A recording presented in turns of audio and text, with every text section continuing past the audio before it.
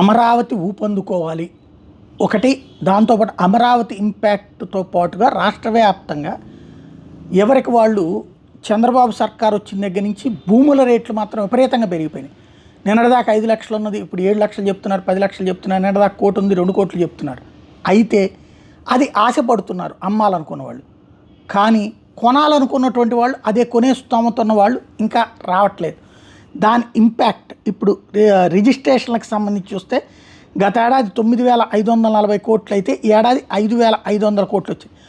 June నుంచి ఈ రిజిస్ట్రేషన్లు తగ్గుతూ వచ్చినాయి. అనకాపల్లి, అల్లూరి, నంద్యాల, కర్నూలు జిల్లాల్లో 40% పైగా డౌన్ అయింది. టోటల్గా రియల్ ఎస్టేట్కి సంబంధించినటువంటిది కొనుగోలు చేసే వాళ్ళ సంఖ్య తగ్గడం అన్నటువంటిది ఇక్కడ కీలకం. 2021-22లో 26,16,694 రిజిస్ట్రేషన్లు జరిగితే 22-23లో 26,25,177 జరిగినాయి. 23-24లో 21,91,770 జరిగినాయి. సుమారు 12 లక్షలు ఇప్పటిదాకా జరిగినాయి ఈ 2024లో అని చెప్తూ ఉన్నారు. అదే సందర్భంలో